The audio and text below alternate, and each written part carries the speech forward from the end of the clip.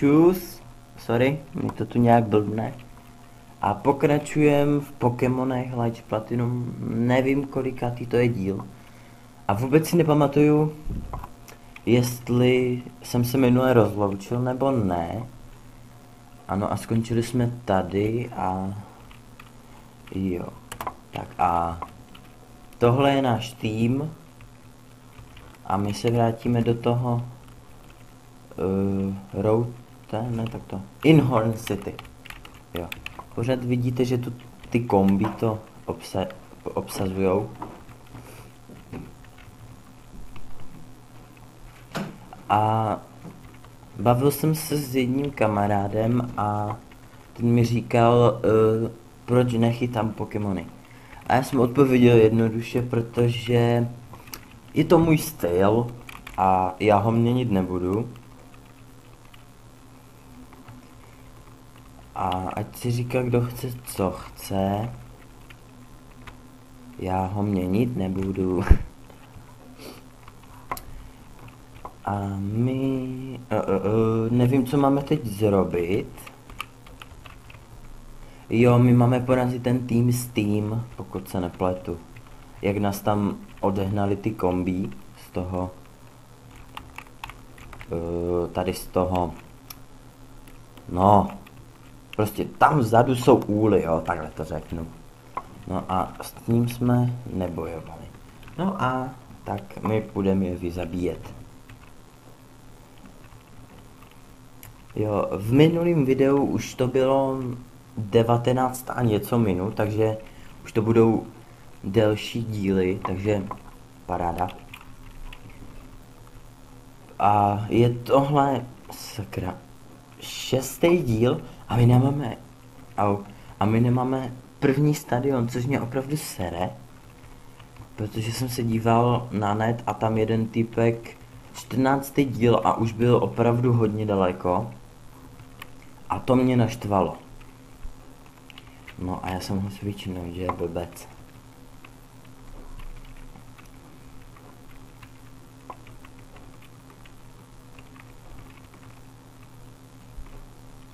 Jinak zapomněl jsem na hodně důležitou věc, nebo důležitou, takovou dobrou věc, která je v tom hlavním městě. A je to, jak je ten velký rozsáhlý komplex, jo. Prostě takový ten modrozelený, nějak tak. Tak tam jsou 4 jakoby různý, já jsem se nepodíval, co tam bylo, různý safari zóny. A tam jsem vůbec nezašel a mohli bychom si tam něco chytit. Jako, nerad bych se teď vracel, ale nevím, když tak mi napište do komentu, jestli se mám vrátit, nebo to mám kašlat, jo. A PG se nám vyvíjí.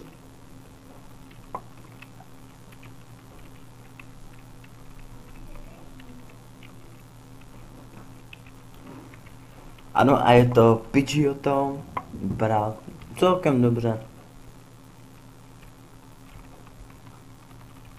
A my pokračujeme. Jo, podívejte se na ten postoj, jo, prostě tak ve vzduchu. Vypadá to dobře, mně se to líbí. Nevím, jak vypadá ten jeho poslední, ale si myslím, že tež bude vypadat dobře. Jaj, my ho netrénujeme, to je špatný. Já jsem na něj úplně zapomněl. No, a mi to... Doufám, že nedá Spark.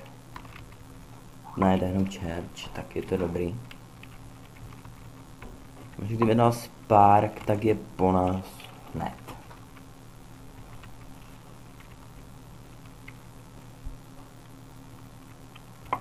To bolelo. A plánuju, že bych si chytil nějakýho elektrického. No a konečně umím vodní dělo, tak to je dobrý. A naučíme to místo lír, protože je to útok na nic. A ještě jedna věc, na kterou jsem zapomněl, kterou hodně lidí jako, co let's play tohle, těch česky jsem jako neviděl, takže nemám konkurenci zatím. Tak to zaklepu. A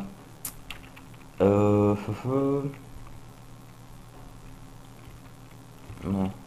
Jo, tak v tom domovském městě, v tom Yellowtown, tak tam by měl být, jak je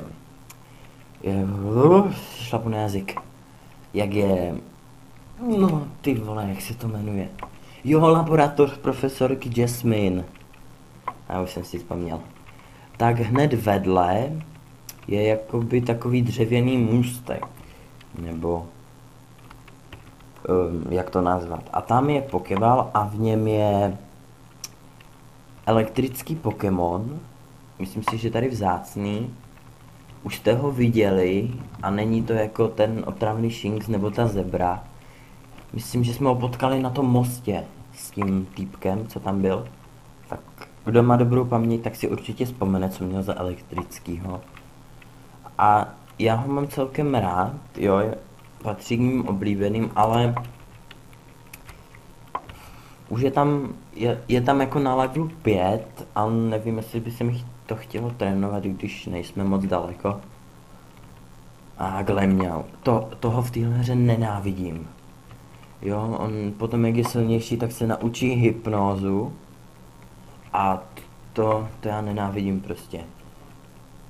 Někde v trávě se prý dá potkat, ale já možná, že hned u toho hlavního města, jak vycházíme jakoby už na tu cestu, tak tam se dá potkat Glemňau, myslím. A nikdy jsem se ho nechytal, protože ho nenávidím. V tom, jak se to jmenuje, v tom seriálu ho měla nějaká ta koordinátorka, myslím, že se jmenovala Zoe, nebo nějak tak. A měla ho a byl celkem silnej. Ale tady si myslím, že umí akorát ty útoky, což je Freak Out. To znamená, že vám to váš útok zablokuje, hypnózu se naučí, Scratch a já jsem si zase nekoukl, co tam je, jen dávám pozor. Hlavně Neshinx. No Zubet. Tak, poprvé vodní dělo. Tak se ukáž. A není to silný. Headbutt je zatím náš nejsilnější útok. No a můžu to nabrat, to je dobrý. A tady se mi strašně líbí ten Krokonaut, což je druhý level Totodile. On tady vypadá úplně dobře. Jak ho máte vy, i jak je třeba proti vám, nebo na tom obrázku. Jo, a vypadá úplně dobře a to se mi na tom líbí, na té hře, že jako ten postoj, jo, toho, že v normálních byste ho měli tady prostě třeba jenom část hlavy, jo, a tady ho vidíte prostě celýho. A to se mi na tom strašně líbí. Dobrá, pták proti ptákovi. To ti nepomůže, hochu. Au. Uf. Tak to bylo tak.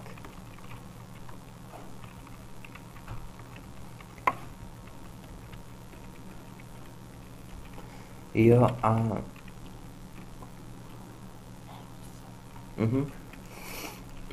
A tady vidíme trenérku toho stadionu a to je myslím nějaká z těch hlavních toho týmu Steam. A já se vrátím do města.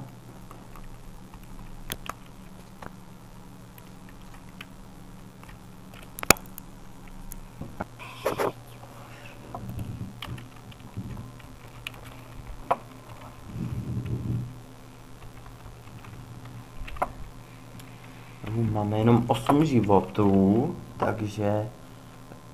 No jo, vlastně, protože bych se vracel. Magor už mi z toho hrabe. Už mi z toho hrabe. No vidíte, hrabe mi. A no nic. Chtěl jsem něco říct, ale radši nic. A teď už nám zbývá jenom porazit, no tu, nevím, jak ona se jmenuje, myslím, že se jmenuje Sheila. Jo, je to Sheila, taky šílená. Jednu dobu jsem přemýšlel, že bych, kdybych nevěděl, co kecat, říkal vtipy, ale to mi asi nebylo moc dobrý.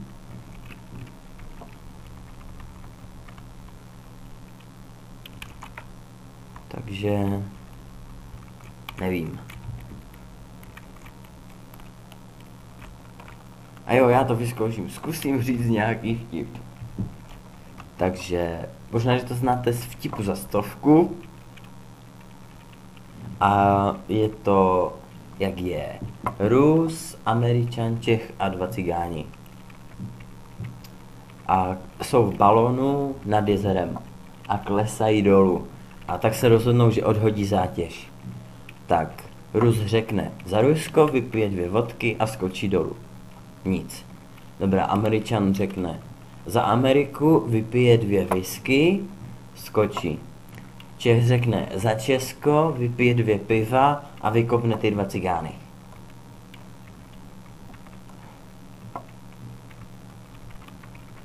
Tak pokud se teď doma smějete, tak je to dobrý.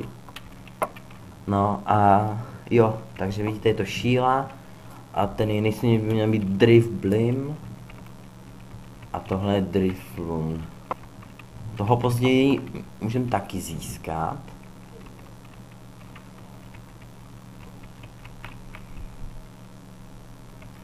Ale já ho asi trénovat nebudu. V jednom, nebo bych si chtěl chytit takovýho pokémonovýho ducha. A já jsem blbec, to nemá účinek. Jo, na ty duchy prostě fyzické útoky neplatí. Jo, nemá to na ně žádný účinek.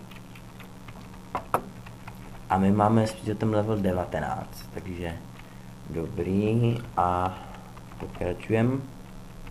Chtěl bych si chytit takovýho pokémonovýho ducha. Možná, že ho znáte, je z 5. série a jmenuje se Litwick. Je to prostě taková svíčka. Jo, doslova svíčka. Je to duch a zároveň je critical.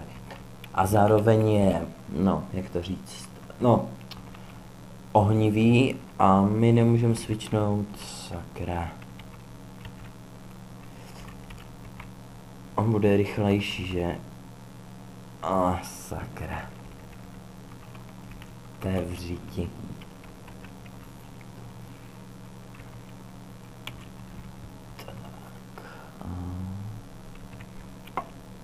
A mně se strašně líbí ten jeho druhý vývoj, ten lampen, to je prostě taková lampa. A ten třetí, nevím, jestli se vyvíjí normálně nebo nějakou pomocí.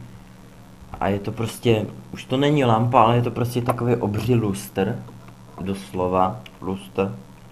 A já jsem se zde podíval, co tam je. Dusku, no tak, to jsme v háji. Bo na něj to nepůsobí ta voda. Duskula jsem jednu dobu taky měl, ale moc silný nebyl. Uměl akorát Disable, Astonish, nebo jak se to jmenuje, Mean Look a ještě něco. Nebyl silný. Myslel jsem si, že když se vyvine na toho Dusclapse, bude silnější, ale nebyl. No a já už chci jít konečně na stadion, takže mě nezdržuj. A level 24. Jsme nějak moc daleko s ním oproti těm ostatním. Tak proto teď budu chtít na tom hmyzím stanu vytrénovat Pidgeota hlavně. A v tomhle městě bys... Ne, v tomhle městě ne. V dalším městě je potom tak jedna věc, za kterou určitě půjdu. protože je to jedna z nejlepších věcí a je to... Ne, řeknu to až potom. Zas předbíhám. No a my konečně jsme se dostali k prvnímu stadionu, který je hmyzí.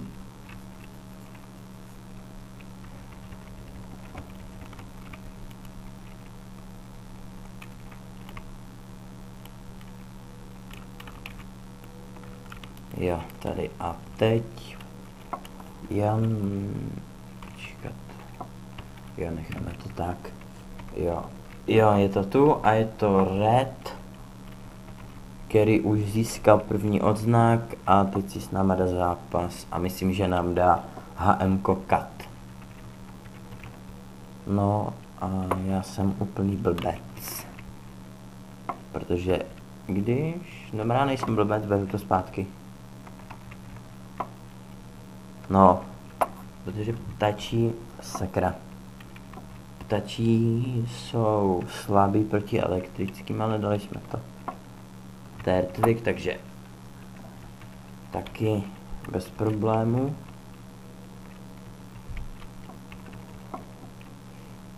Paralýza, nemáme rádi paralýzu.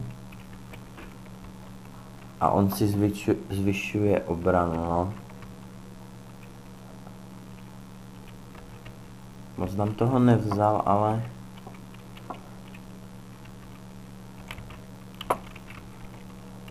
Ať dostane expy taky nějaký.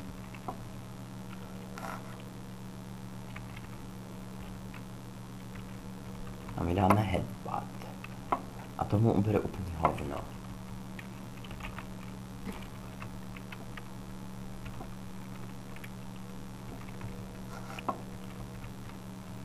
Když ho teď nedám na jednu ránu, tak... dobrý, tak nic. Po 57, ale toto je level 15. Riolu. Jeden z mých oblíbených. A já jsem mohl dát Pidgeota, protože ptáči jsou účinní proti bojovým. Ale tak nic, no. Tolik expu.